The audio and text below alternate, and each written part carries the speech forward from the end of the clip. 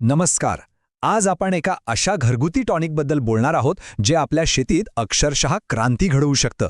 आणि गंमत म्हणजे यासाठी लागणाऱ्या गोष्टी आपल्या घरात अगदी स्वयंपाकघरातच मिळतात. हो, ताक आणि अंडी. चला तर मग या साध्या गोष्टींमध्ये लपलेली ताकद काय आहे ते पाहूया. सुरुवातच करूया एका थेट प्रश्नानं. खरं सांगा, रासायनिक खतांचा आणि औषधांचा खर्च आता आवाक्याबाहेर चाललाय असं वाटतंय की नाही? दरवर्षी हजारो रुपये घालून सुद्धा पाहिजे तसा रिझल्ट मिळत नाही आणि वरून जमिनीचा पोतही दिवसेंदिवस खराब होतोय. आणि हेच तर आहे आज आपल्या शेतीसमोरचं सगळ्यात मोठं आव्हान. म्हणजे बघा, एका बाजूला खर्च तर वाढतच चाललाय आणि दुसऱ्या बाजूला या रासायनिक खतांच्या वापरामुळे जमिनीचा कस कमी होतोय, ज्यामुळे उत्पन्नावर थेट परिणाम होतोय. हे एक दुष्टचक्रच आहे. आता जरा खर्चातला हा फरक बघा. जिथे बाजारातल्या रासायनिक खतांसाठी आपल्याला जवळपास 3,500 रुपये मोजावे लागतात, तिथे आपलं हे घरगुती टॉनिक फक्त 350 रुपयांमध्ये तयार होतं. म्हणजे विचार करा, खर्चात थेट 90% बचत. तर मग यावर उपाय काय? तर उपाय आहे एक नैसर्गिक आणि अत्यंत शक्तिशाली ताक अंडी संजीवक. हे एक असं मिश्रण आहे जे कमी खर्चात तयार होतं, आश्चर्यकारक परिणाम देतं आणि आपलं रासायनिक खतांवरचं अवलंबित्व कमी करतं. तर हे ताक अंडी संजीवक म्हणजे नेमकं आहे तरी काय? अगदी सोप्या भाषेत सांगायचं तर हे ताक आणि अंडी एकत्र आंबवून तयार केलेलं एक मिश्रण आहे. या आंबवण्याच्या प्रक्रियेमुळे म्हणजे फर्मेंटेशनमुळे यातली सगळी पोषक तत्व पिकांना लगेच आणि सहज उपलब्ध होतात. म्हणजे हे एक टॉनिक, खत आणि बुरशीनाशक असं 3 in 1 काम करतं. आता याचे फायदे काय आहेत ते समजून घेऊया. म्हणजे या मिश्रणामुळे पिकांना असं नेमकं काय मिळतं की त्यांची वाढ इतकी जोमदार होते? या एकाच टॉनिकमधून पिकांना वाढीसाठी लागणारं नत्र, स्फुरद, पालाश इतकंच नाही तर झिंक, लोह आणि अंड्याच्या कवचातून मिळणारं कॅल्शियम अशी सगळी मुख्य आणि सूक्ष्म अन्नद्रव्य एकाच वेळी मिळतात. यामुळे होतं काय की पानांमधलं हरितद्रव्य वाढतं, ती एकदम हिरवीगार आणि मजबूत होतात. साहजिकच पिकांची वाढ, फुलधारणा आणि फळधारणा सगळं सुधारतं. पण खरी जादू तर जमिनीच्या आतमध्ये घडते. सततच्या रासायनिक वापरामुळे जे जमिनीतील उपयुक्त जीवाणू सुस्त पडलेले असतात, त्यांना ताकातले लॅक्टिक ॲसिड बॅक्टेरिया पुन्हा कामाला लावतात, म्हणजे सक्रिय करतात.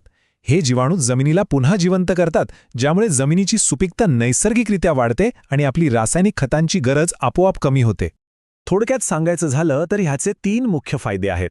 1. पिकांची वाढ झपाट्याने होते. 2. बुरशीजन्य रोगांवर नियंत्रण मिळतं. आणि 3. जे सगळ्यात महत्त्वाचं आहे ते म्हणजे जमिनीचं आरोग्य कायमस्वरूपी सुधारतं. हे एक परिपूर्ण नैसर्गिक पॅकेजच आहे असं म्हणायला हरकत नाही. चला आता येऊया सगळ्यात महत्त्वाच्या भागाकडे. हे एवढं शक्तिशाली संजीवक आपल्या घरी कसं बनवायचं? पद्धत इतकी सोपी आहे की कोणीही सहज करू शकतं. बघा, पद्धत एकदम सोपी आहे. 1 लिटर ताकासाठी 10 गावठी अंडी घ्या. एक गोष्ट लक्षात ठेवा, अंडी सालीसकट वापरायची आहेत, कारण सालीमधून पिकांना भरपूर कॅल्शियम मिळतं.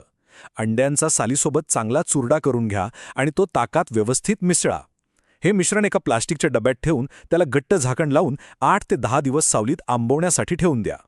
बरं, मिश्रण तयार झालं, पण ते योग्य पद्धतीने वापरणं हे सुद्धा तितकंच महत्त्वाचं आहे. याचे चांगले परिणाम मिळवण्यासाठी आपण फवारणी आणि ड्रेंचिंग या दोन्ही पद्धती वापरू शकतो. आता हे प्रमाण व्यवस्थित लक्षात ठेवा, कारण ते चुकलं तर पाहिजे तसा परिणाम मिळणार नाही. जर फवारणी करणार असाल तर 15 लिटरच्या पंपासाठी 200 मिली आणि 20 लिटरच्या पंपासाठी 250 मिली मिश्रण वापरायचं. आणि जर जमिनीतून देणार असाल म्हणजे ड्रेंचिंग करणार असाल तर एका एकरासाठी 4 ते 5 लिटर मिश्रण पुरेसं आहे. सर्वोत्तम परिणामांसाठी काही गोष्टी नक्की लक्षात ठेवा.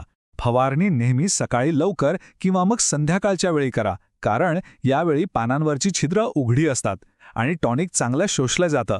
जमिनीचा पोत चांगला राखण्यासाठी महिन्यातून एकदा किंवा 2दा याचा वापर नियमितपणे करा. तुम्हाला पानांची चमक आणि ताकद लगेच वाढलेली दिसेल. आता हे सगळं ऐकायला तर खूप छान वाटतंय, पण याचे खरे परिणाम काय आहेत? ज्या शेतकऱ्यांनी हे स्वतः वापरून बघितलं आहे त्यांचे अनुभव काय आहेत ते पाहूया.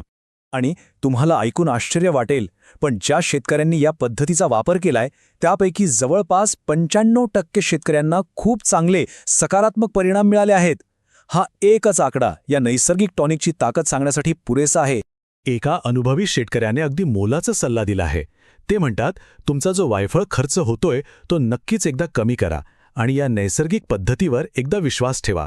आणि हा विश्वासच सगळ्यात महत्त्वाचा आहे. आणि सगळ्यात चांगली गोष्ट म्हणजे हे टॉनिक फक्त कोणत्या एका पिकासाठी नाहीये. मिरची, कापूस, सोयाबीन, टमॅटो, वांगी, मका अशा जवळपास सर्वच मुख्य पिकांवर आणि तेही कोणत्याही अवस्थेत याचा वापर करता येतो. तर मग शेतीतला हा वायफळ खर्च कमी करून आपल्या जमिनीचं आरोग्य सुधारून एक नैसर्गिक क्रांती घडवण्यासाठी तयार आहात का? हा कमी खर्चाचा आणि जास्त फायद्याचा मार्ग एकदा नक्कीच अवलंबून पाहण्यासारखा आहे.